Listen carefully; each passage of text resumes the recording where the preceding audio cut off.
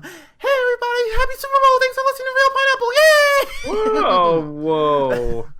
Whoa, I nailed that intro. God, that was wonderful right there. But, It's always one of those high-voiced, weird intros. yeah, I know. It's kind of my thing. But anyways, guys, thank you so much for listening. I'm Colin. Jesus Christ. Okay. Oh my god, the wheels are coming off. Yeah, rock this motherfucker to the wheels fall. I've only had one hard cider. I'm already starting to stumble. What is happening? I'm Colin. I'm white and Irish. Yeah, and I'm great. I'm Hunter. I'm black and tall, and I'm here with Colin. Isn't that a store in the mall, Black and Tall? Oh my god, I should open one of those, black and tall. Just a bunch of pictures of me, but It's a clothing store. It's for yeah, tall black guys. yeah, from the makers of Fubu, come black and tall. Colin, how you doing, man?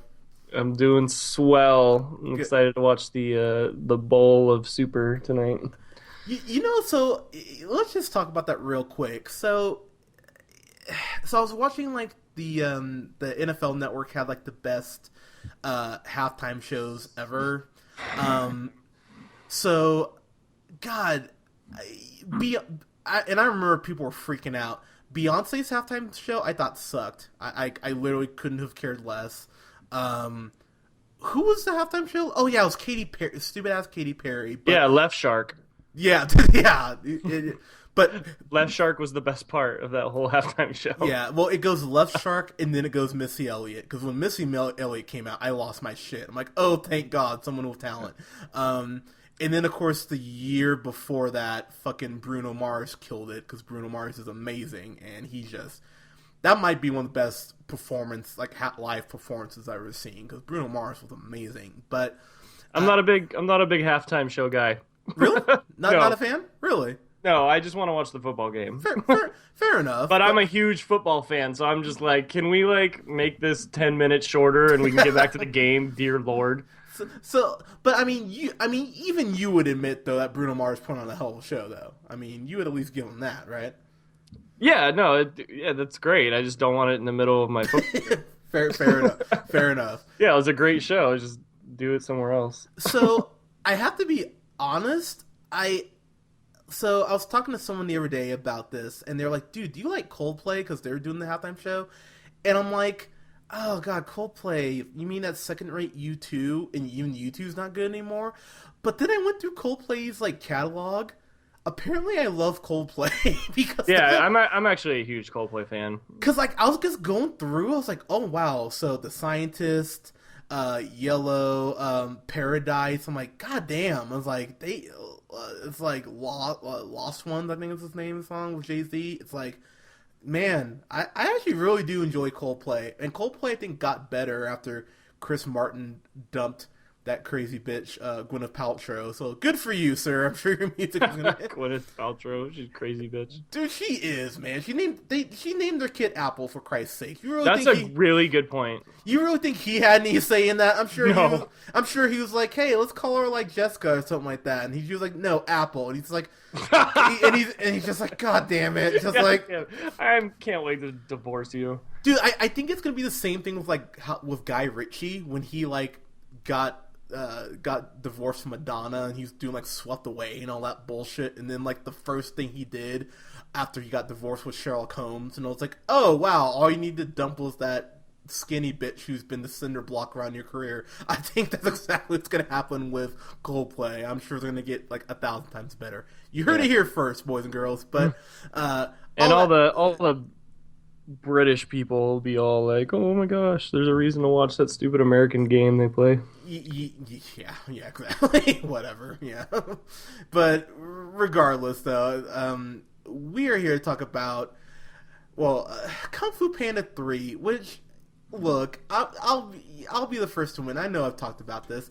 I think pandas are maybe the most adorable creature in the world. If it was possible to own pandas in the U.S., I would definitely save up for a panda because they're cute.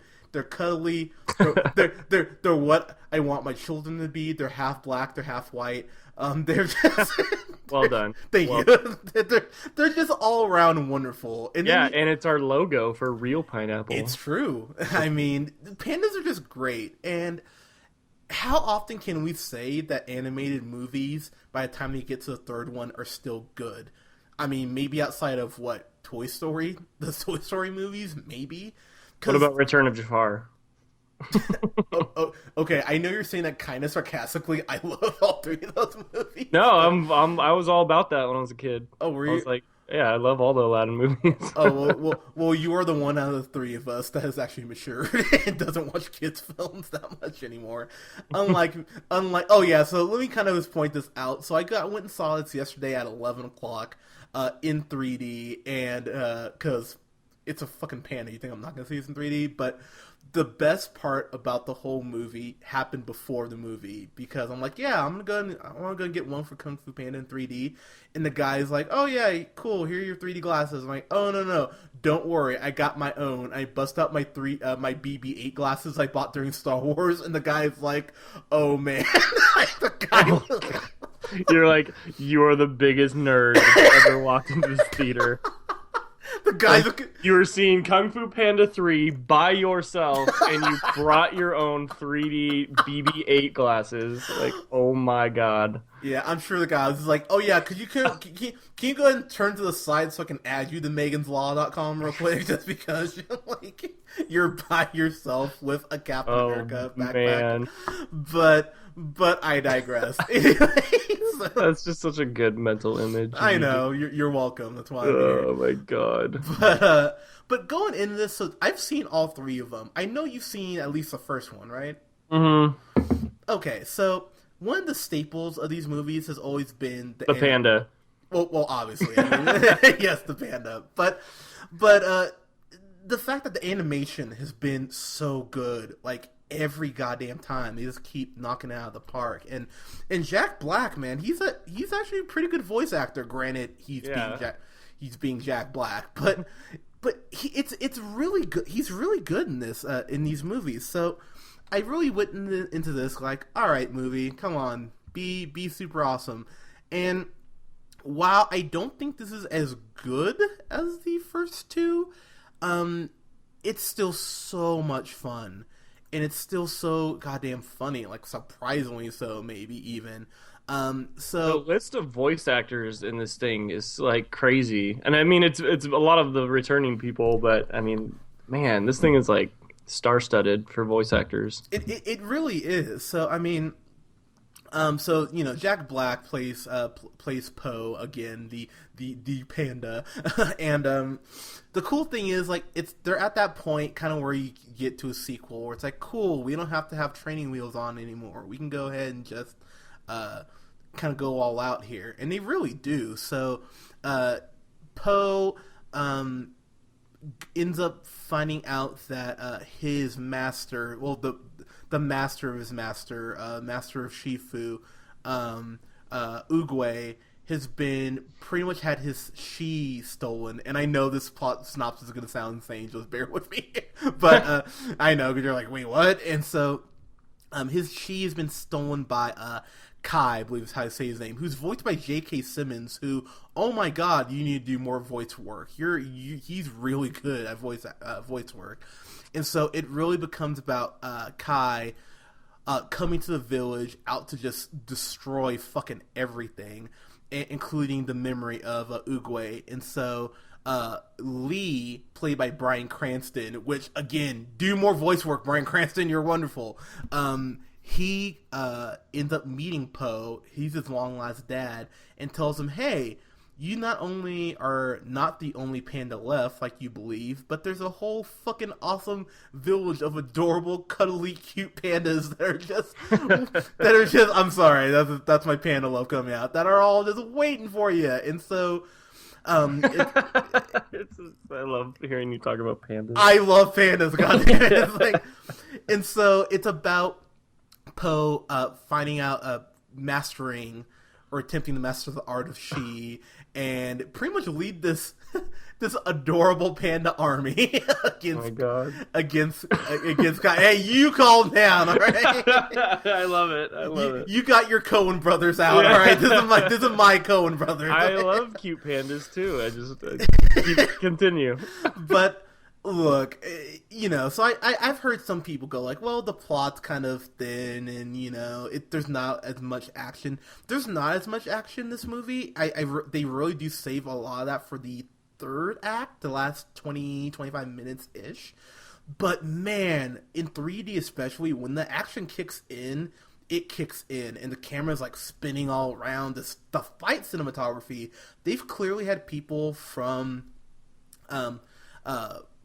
like who have studied martial arts films at least consulting on these fight scenes, because the way isn't Jackie Chan a voice? Yeah, he's the voice of Monkey, and I love Jackie Chan. He's great. Yeah. And it's so impressive the way the camera is always keeping up with the fighting, and then it'll pan in real quick so you can see a quick slow-mo shot. This is how you use slow-mo, Zack Snyder. Stop using it as much as you fucking do. But learn from Kung Fu Panda, you noob. Yeah, seriously. Even though he did a good job with the Owl movie, to his credit, but oh yeah, that was a good one. Guardians. But man, this movie it's all over the place, but in the best way. And Poe and Lee's back and forth. Just hearing Bryan Cranston and Jack Black in a movie together, I mean, first off, when the fuck did we ever think we would ever say that in the same sentence, that Bryan Cranston and Jack Black are in the same movie? But their back and forth, it's so sweet, and they're back and forth just as father and son as they kind of flush out the backstory, which they started flushing out in the second Kung Fu Panda.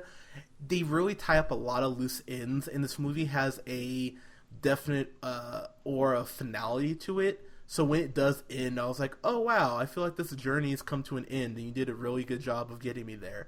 Now, let me just go off here about the panda village here real quick. There's so many pandas, like almost an obscene amount of pandas. Like there's so many. And they're fat, and they eat a bunch of dumplings, and they roll, and it's just like the cutest goddamn thing.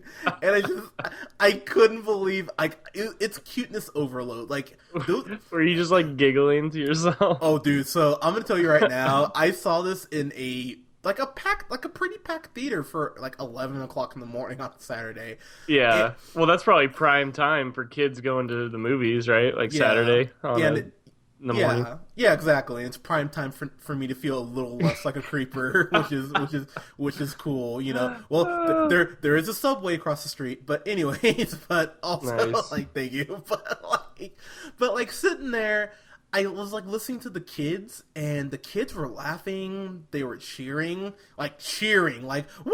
And then even the parents kind of what the fuck is wrong with my kid? But the kids were totally into this, and when it got for the emotional beats, the kids really got quiet, and they were like, I heard some kids sniffling. I'm like, damn, these kids love these pandas. But, I'm like, go ahead.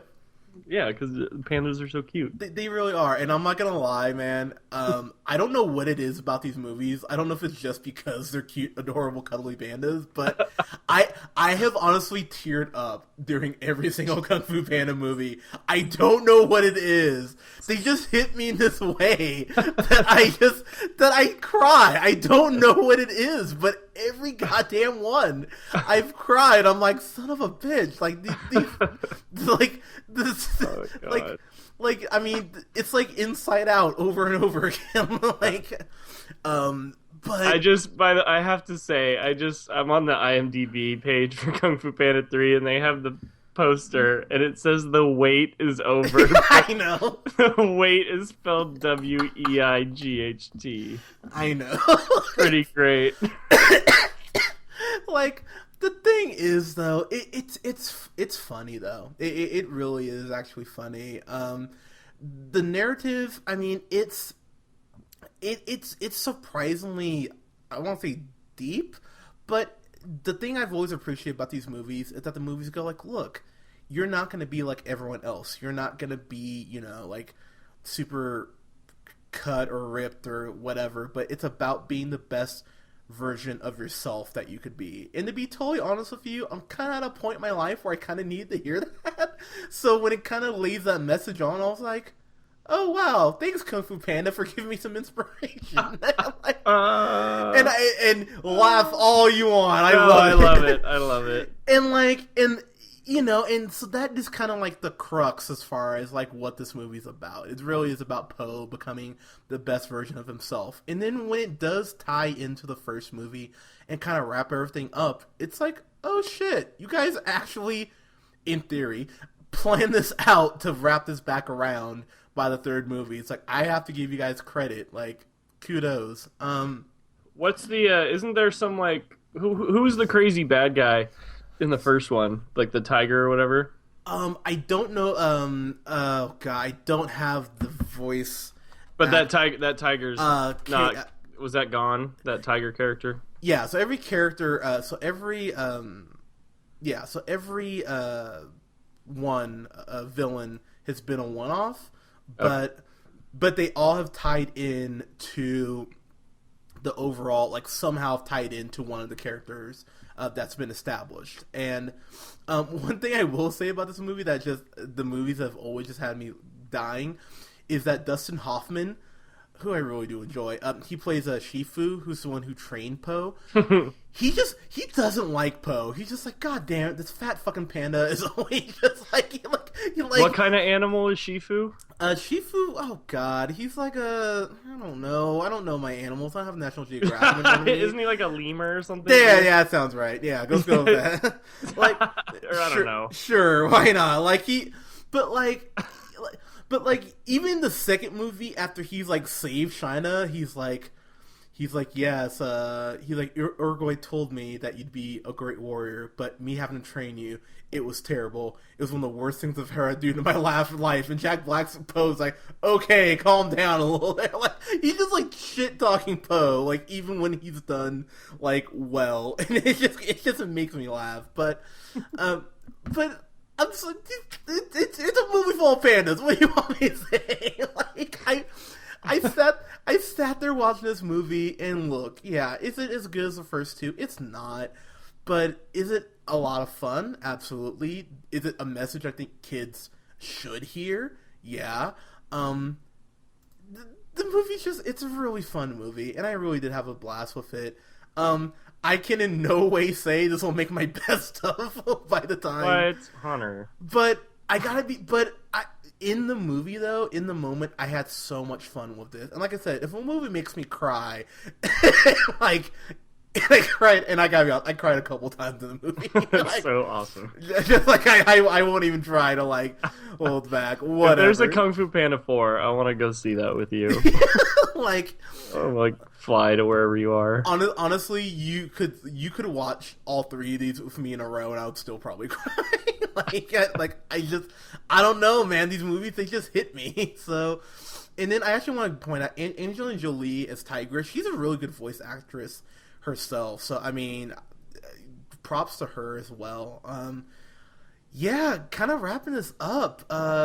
Great animation. See this in 3D if you get a chance. IMAX 3D, I'm sure this would just be mind-blowing. They do this, like, Samurai Jack style animation where it's, like, 2D with, like, a 3D backdrop. So the background pops up even more, and it's gorgeous. So, you know what? Fuck it. I'm gonna change my rating. I'm gonna give this a fan-fucking-tastic. I don't care. I you know what? I cried.